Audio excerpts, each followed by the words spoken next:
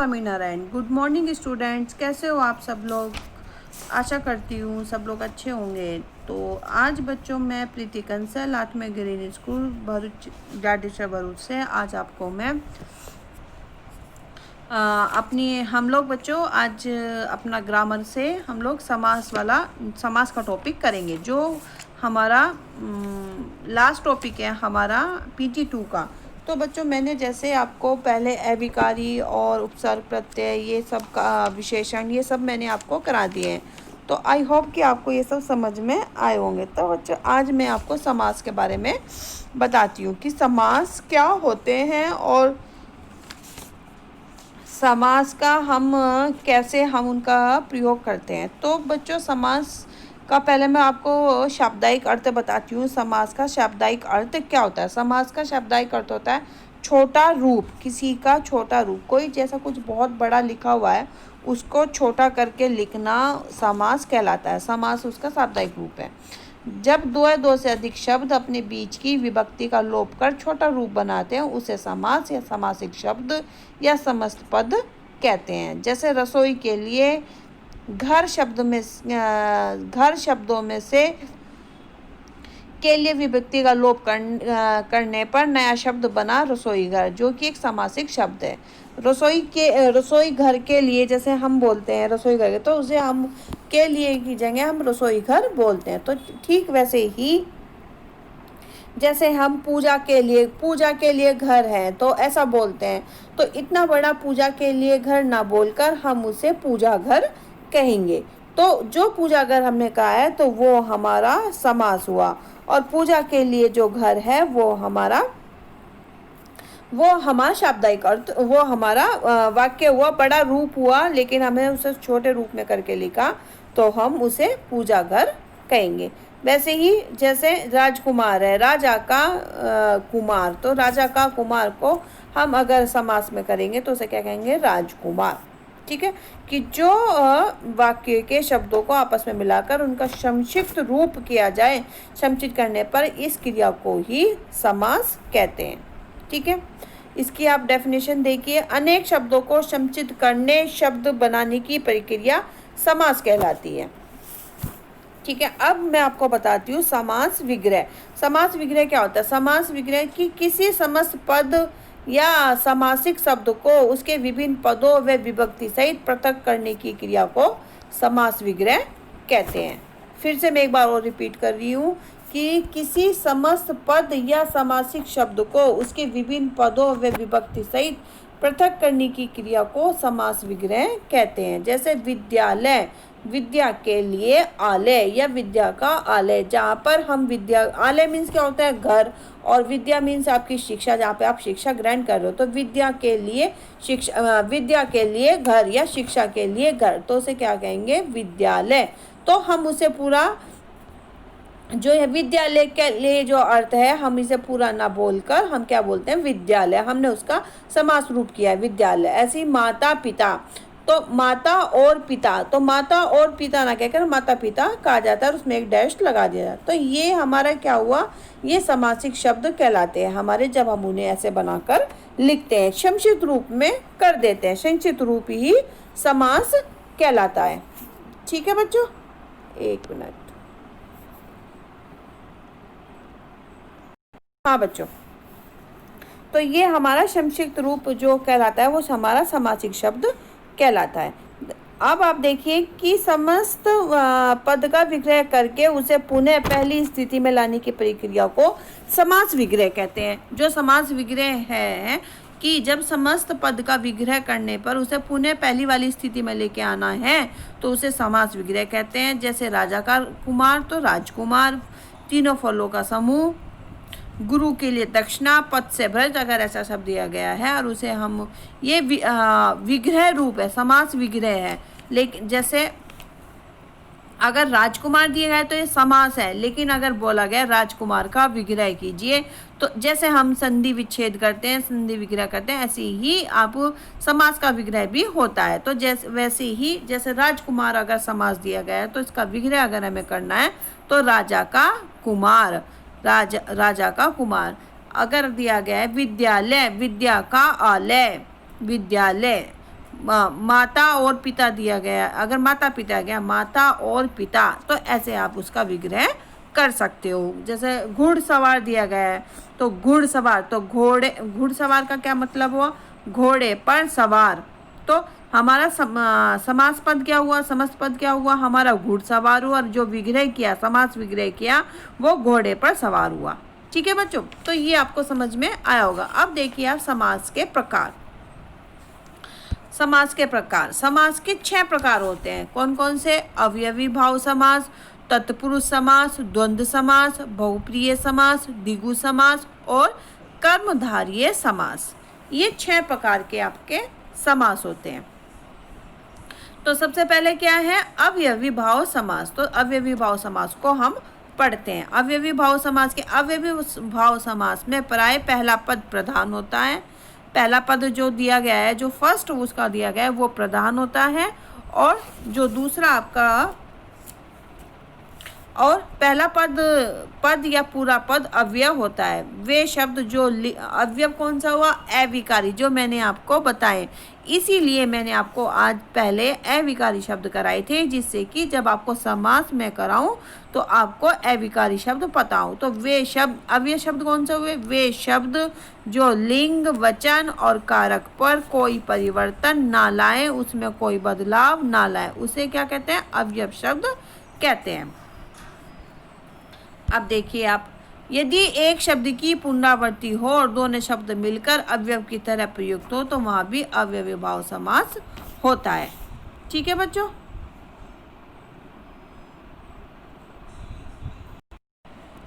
तो वो भी हमारा अवयवी भाव समास होता है। मैं एक बार फिर रिपीट कर रही हूँ, क्या है समास की, अवयवी भाव की समास की क्या पहचान है। नंबर 1, पहला पद प्रधान होता है। जो उसका फर्स्ट आया हुआ है तो वो क्या होगा, प्रधान होगा, मतलब मेन होगा।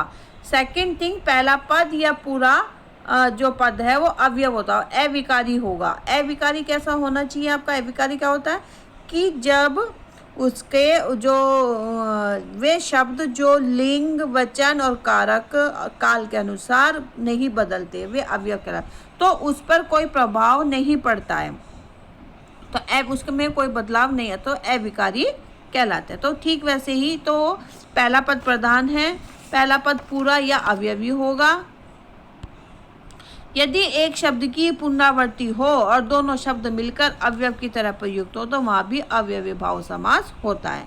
संस्कृत के उपयुक्त युक्त भी पद भी अवयवी भाव समास होते हैं। संस्कृत के जो उपसर्ग युक्त पद भी हैं, वो भी आपके अवयवी भाव समास होते हैं। जब मैंने उपसर्ग पढ़ाए थे तो 4th नंबर के जो संस्कृत के उपसर्ग थे, वो उसमें ऐसा ही होता है, क्योंकि उसमें भी आपको बताया था कि ऐसे ही उसका प्रयोग होता है। तो अब आप अवयवी भाव समास के एग्जाम्पल देखिए। जैसे अवयवी भाव समास के जो हैं, अब आप कह रहे हो संस्कृत के उपसर्ग, तो संस्कृत के उपसर्ग में क्या है हमारा, बे, आ, ये लगाकर हम बनाते हैं ना, जैसे, तो अब देखिए, जैसे ये आपका समास पद दिया गया है, यथा शक्ति, और ये विग्रह गया शक्ति के अनुसार, यथा शीघ्र जितना शीघ्र हो, यथा क्रम कर्म के अनुसार, यथा विधि विधि के अनुसार,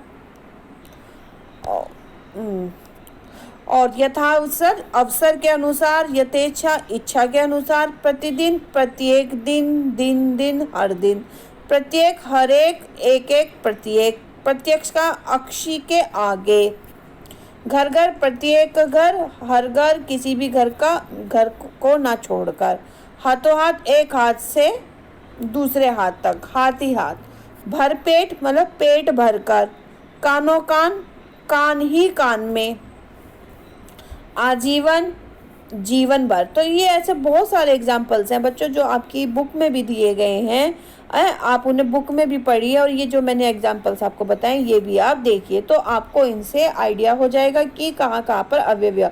भूख मरा, भूख से मरा हुआ, तो जहाँ पर अव्ययी भाव समास में पहले उपसर्ग लगाकर नए शब्द अर्थात समास पद बनाए जाते हैं, वह उनको भी अव्ययी भाव समास कहते हैं। तो इसमें आपको ध्यान रखना है, जैसे आजीवन आया तो आ आपका उपसर्ग आएगा जीवन, तो जीवन भर, तो आजीवन, आ का मतलब क्या हुआ भर, तो जीवन भर। प्रतिदिन, प्रति और दिन, तो दिन दिन, हर दिन।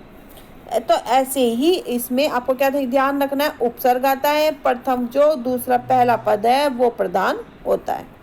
ये क्या हुआ, अव्ययी भाव समास। अब आप देखिए नेक्स्ट, तत्पुरुष समास। तत्पुरुष समास में क्या है, देखिए तत्पुरुष समास में दूसरा पद प्रधान होता है, अर्थात विभक्ति का लिंग वचन दूसरे पद के अनुसार होता है। कि जो तत्पुरुष समास होगा उसमें जो दूसरा पद है वो प्रधान होता है, अर्थात विभक्ति का, जो विभक्ति आई है का लिंग वचन और दूसरे पद के अनुसार होता है। इसका विग्रह करने पर कर्ता व संबोधन की विभक्तियों ने, हे और अरे के अतिरिक्त किसी भी कारक की विभक्ति प्रयुक्त होती है तथा विभक्तियों के अनुसार ही इसके उपवेद भी होते हैं। तो ये क्या कह रहा है, तत्पुरुष समास की इस समास में उत्तर पद तथा दूसरा पद प्रधान होता है और इसके कारक चिन्हों का लोप भी हो जाता है। जो कारक चिन्ह हमारे कर्ता ने, कर्म से, कर्म को ये जो है ना दिए गए हैं आपके, ठीक है, तो इनके पर भी आधारित होता है। और इसके जो होते हैं तत्पुरुष के 6 भेद होते हैं। कितने होते हैं, तत्पुरुष समास के भी 6 भेद होते हैं। कौन कौन से, कर्म पुरुष।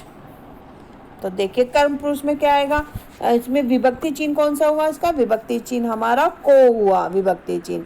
और जैसे आप गए कृष्ण, कृष्णार्पण, कृष्णार्पण, तो कृष्ण को अर्पण नेत्र, सुखद, नेत्रों को सुखद, वन गमन, वन को गमन, जेब कतरा, जेब को कतरने वाला, प्राप्तोदक, प्राप्तोदक का मतलब है प्राप्त हो कि उदय, प्राप्त हो उदक को प्राप्त, जो उदक को प्राप्त। तो इसमें क्या हो कि जो आपका सेकंड वाला, यानी कि जब हम इसका विग्रह करते हैं, आप विग्रह करें तो 2 शब्द बनेंगे, तो कृष्ण प्लस अर्पण, ठीक है। तो इसमें क्या होगा, कृष्ण को अर्पण, सुगध, सु प्लस खद, तो सुगध, तो नेत्रों को जो सुगध, जो आंखों को सूखता है वो नेत्रों को जो सूखता है, तो नेत्रों को सुगध। वन गमन, वन को गमन, जेब कतरा, जेब को कतरने वाला, जेब कतरा, तो जेब को कतरने वाला।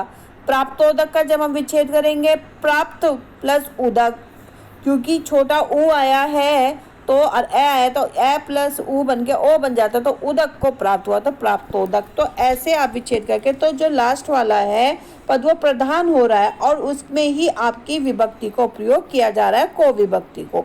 उससे पहले भी तो उदक को प्राप्त होने वाला, जेब कतर, जेब को कतरने वाला, वन को गमन करने वाला, कृष्ण को अर्पण करना, तो उससे पहले हमारी विभक्ति प्रयोग हुई है। तो ये था हमारा कर्म पुरुष। उसके बाद आता है कर्ण पुरुष। कर्ण पुरुष में क्या है,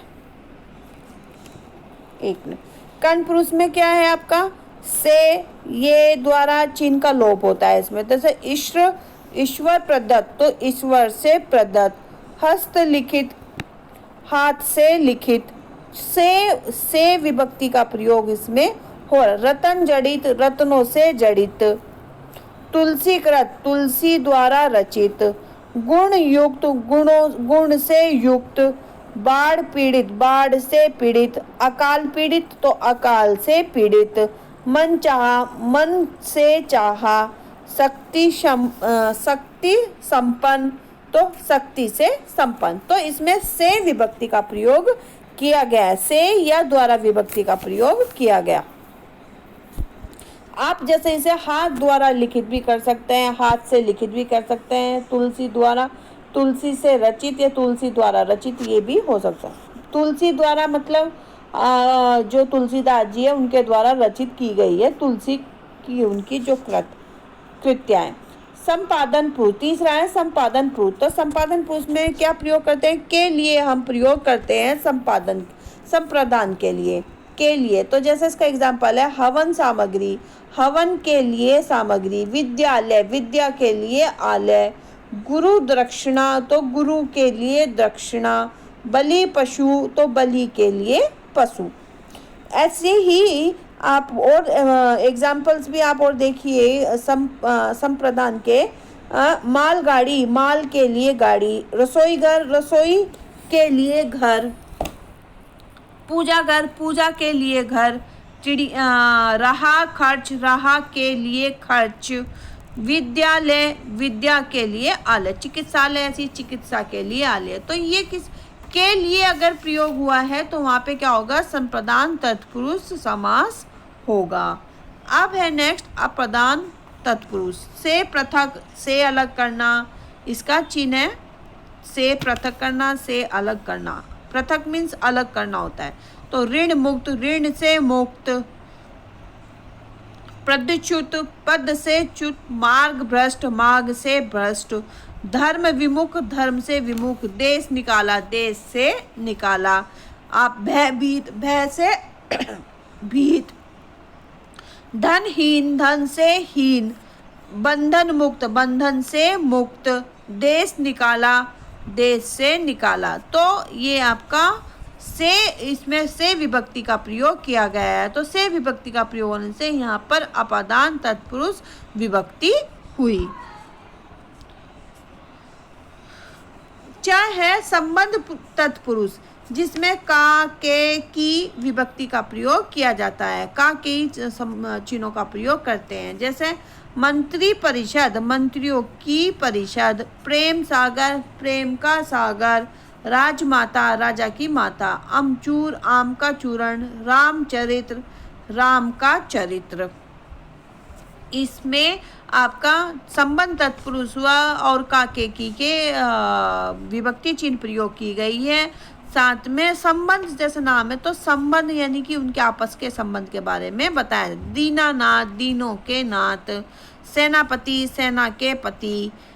प्रजापति, प्रजा के पति। लखपति, लाखों का पति। देश प्रेमी, देश का प्रेमी। तो इनकी देश और प्रेमी के बीच के संबंध को बताया गया है तो उसे क्या कहते हैं, देश प्रेमी कहते हैं। घुड़दौड़, घोड़ों की दौड़।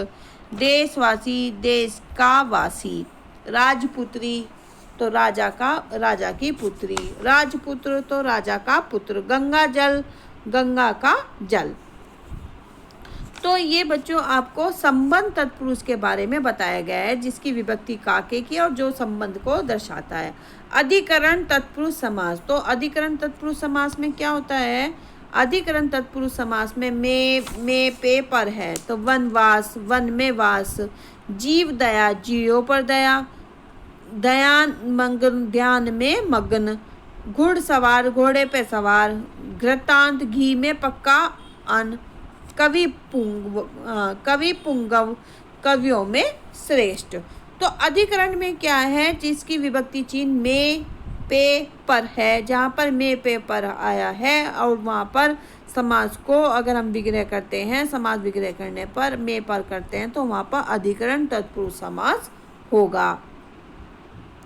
और आप एग्जाम्पल्स देखिए इसके, जैसे जलमग्न, जल में मगन। गृह प्रवेश, घर में प्रवेश। आप बीती, आप अपने आप पर बीती। ठीक है, आपका ये अधिकरण समास था। अब आप देखिए द्वंद्व समास। द्वंद्व समास में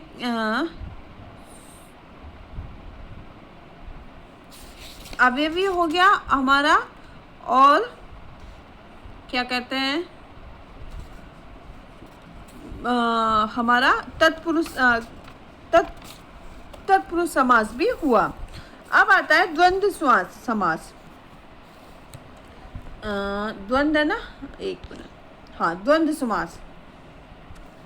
तो द्वंद्व समास में क्या है, दोनों पद प्रधान होते हैं, दोनों पद प्राय एक दूसरे के विलोम होते हैं।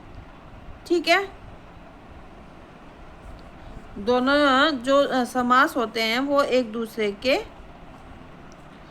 विलोम होते हैं, सदैव नहीं होते। इसका विग्रह करने पर और या का प्रयोग होता है।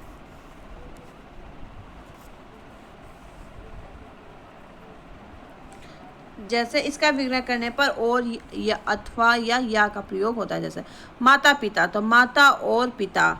दाल रोटी, दाल और रोटी। पाप पुण्य, पाप या पुण्य।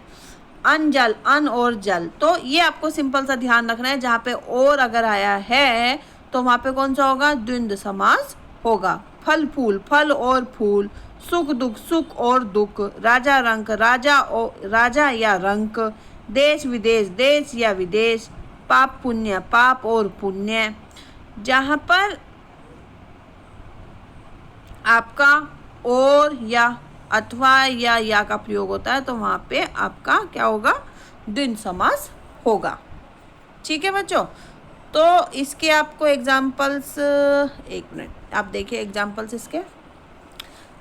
अनजल और अन और जल। जलवायु, जल और वायु। फल फूल, फल और फूल। भला बुरा, भला या बुरा। रुपया पैसा, रुपया और पैसा। अपना पराया, अपना या पराया। नील लोहित, नीला और लोहित। धर्म माँ धर्म, धर्म या अधर्म। सुरासुर, सुर या असुर, सुर और असुर। ऐसे भी आप लिख सकते हो इसे। तो ये हमारा कौन सा हुआ बच्चों, द्वंद्व समास हुआ। द्वंद्व समास के बारे में मैंने आपको बताया, और ये जो एग्जाम्पल्स थे ये हमारे द्वंद्व समास के ही एग्जाम्पल्स थे। नेक्स्ट है आप और एग्जाम्पल्स देखिए द्वंद्व समास के। शीतोष्ण, शीत या उष्ण। यथापश, यश या अपयश। शीतातप, शीत या आतप। शस्त्रास्त्र, शस्त्र और अस्त्र। कृष्णार्जुन, कृष्ण और अर्जुन। तो ये आपके क्या कहते हैं, द्वंद्व समास के। भाई बहन, भाई और बहन। आपका माता पिता का हो ही गया, माता और पिता। ऊपर नीचे का ऊपर और नीचे। गंगा और यमुना, गंगा और यमुना। लेन देन तो लेन या देन, ऐसे आप उसको लिख सकते हो। फिर आता है आपका बहुप्रिय समास। तो बहुप्रिय समास, बहुप्रिय समास में कोई भी पद, तो बहुप्रिय समास में क्या होता है कि कोई भी पद इसका प्रधान नहीं होता है, कोई अन्य पद भी प्रधान नहीं होता, दोनों में से ना फर्स्ट वाला और ना ही सेकंड वाला। अच्छा एक चीज़ और मैं बताती हूँ, जो आपका पद होते हैं, दो पद होते हैं, पूर्व पद तथा उत्तर पद। तो पहले वाले को जो होता है उसको पूर्व पद कहते हैं, और जो दूसरे वाला होता है उसे उत्तर पद कहते हैं। ठीक है, जैसे कि अभी आपको बताया जा रहा है कि पहले वाला पद, तो आप कंफ्यूज हो रहे होंगे कि ये पद कौन सा है। तो जो वाक्य आपको दिया गया है उसका हम विग्रह करते हैं जब, तो विग्रह करने पर जब वो दो भागों में बंटता है, तो दो भागों में उसको जब हम डिवाइड करते हैं तो फर्स्ट वाला है उसको पूर्व पद कहते हैं, और जो लास्ट वाला है उसको हम उत्तर पद कहेंगे। ठीक है बच्चों, तो इसलिए अब ये ध्यान रखना है कि पूर्व पद और उत्तर पद कौन सा है। बहुप्रिय समास, बहुप्रिय समास में कोई भी पद प्रधान नहीं होता है। क्या पूछ रहा है कि बहुप्रिय जो समास होता है उसमें कोई भी पद प्रधान नहीं होता है। इसमें से प्रयुक्त पदों के सामान्य अर्थ की अपेक्षा अन्य अर्थ की प्रधानता रहती है। फिर से मैं रिपीट कर रही हूँ, बहुप्रिय समास में कोई भी पद प्रधान नहीं होता है। सेकंड, इसमें जो प्रयुक्त पदों के सामान्य अर्थ की अपेक्षा अन्य अर्थ की प्रधानता रहती है। अब आप एग्जाम्पल्स देखिए इसके। इसका विग्रह करने वाला है जो जिसका, जिसकी, जिसके, वह आदि रहते हैं। क्या कह रहा है ये कि इनके वाक्यों में जो इसका विग्रह करने पर वाला है, जो, जिसका, जिसकी, जिसके, वह आदि आते हैं। जैसे गजानन, गज का आनंद, जिसका वह है। गजान तो कौन है, गणेश। त्रिनेत्र, जिसके तीन नेत्र हैं, तो वो कौन हुआ, शिव। चतुर्भुज, शायद आपको याद भी होगा जब मैंने आपको उपसर्ग बताए थे, उपसर्ग बताए थे ना मैंने, हाँ, जब मैंने आपको उपसर्ग बताए थे तो जो लास्ट वाला जो हमारा उपसर्ग था, उपसर्ग की तरह प्रयोग किए जाने वाले संस्कृत के अवयव वो हमारा ऐसे ही हमारे होते हैं, क्या कहते हैं, बहुप्रिय समाज की तरह, उसी में ऐसा होता है। एक मिनट बच्चों, हाँ, तो इसमें आप इसका विग्रह करने वाला तो कैसे देखेंगे आप गजानन, गज का आनंद जिसका वह गणेश। त्रिनेत्र, तीन नेत्र हैं जिसके वह शिव। चतुर्भुज, चार भुजाएं हैं जिसकी वह विष्णु। दशानन, 10 आनन है जिसके वह रावण। घनश्याम, घन जैसा श्याम है जो वह कृष्ण। पीतांबर, पीत अंबर जिसके वह विष्णु। चंद्रचूड़, चंद्रचूड़ पर जिसके वह गिरिधर, गिरि को धारण करने वाला जो है वह। मुरारी, मुर का आरी है जो वह। आशुतोष, आशु प्रसन्न होता है जो वह, शीघ्र प्रसन्न होने वाला। नीलो रहित, नीला है लहू जिसका। व्रज पाणी, व्रज है पानी में जिसके। सुग्रीव, सुंदर ग्रीव है जिसकी। मधुसूदन, जिसका मधु बनाने वाला। ठीक है बच्चों, तो ये इसके एग्जाम्पल्स थे समास के, बहुप्रिय समास की, कि जो बहुप्रिय समास का विग्रह करने पर वाला, जो, जिसका, जिसकी आदि अगर ऐसा आता है तो वो हमारा क्या होगा, जिसका दूसरा हम विग्रह करने पर दूसरा और अर्थ हमें मिलता है। जैसे लंबोदर में हमने क्या, लंबा उदर है तो हमें पता चल रहा है कि लंबा उदर किसका है, वो गणपति का है। दशानन, 10 सर किसके हैं, 10 आनंद किसके हैं, कि रावण के। तो जिसमें हमें ऐसा कोई एक पद की तो प्रधानता नहीं है, लेकिन एक अन्य पद की प्रधानता हमें मिल रही है, तो वो क्या होगा, हमारा बहुप्रिय समास होगा। उसे हम बहुप्रिय समास कहेंगे। तो बच्चों, आज मैंने आपको अवयवी भाव समास और द्वंद्व समास और क्या कहते हैं, तत्पुरुष समास मैंने आज आपको बताए। मैं नेक्स्ट क्लास में आपको द्विगु समास और क्या कहते हैं, कौन कौन से रह गए हमारे, हाँ, एक कर्मधारय समास, द्विगु समास, और ये हमारे एक मिनट, हाँ, आज मैंने आपको 4 समास कराए हैं। ठीक है, बहुप्रिय तक हमारे हो गए हैं। अब हमारे 2 समास बचे हैं, कौन कौन से, एक तो द्विगु समास और एक कर्मधारय समास। ये मैं आपको अपनी नेक्स्ट क्लास में मैं आपको बताऊंगी, जब हमारी नेक्स्ट क्लास होगी। ठीक है बच्चों, तो एक बार बच्चों सब लोग इसको रिवाइज ज़रूर करना एक बार बैठकर, जिससे कि हम नेक्स्ट क्लास में आगे का जब हम करें तो आपको अच्छे से समझ में आ जाए। फिर मैं एक बार आपको फिर से रिपीट कराऊंगी इसको, तो आपको समास का टॉपिक और अच्छे से समझ में आ जाएगा बच्चों। ठीक है, तो ओके बच्चों, bye, take care, stay home, stay safe.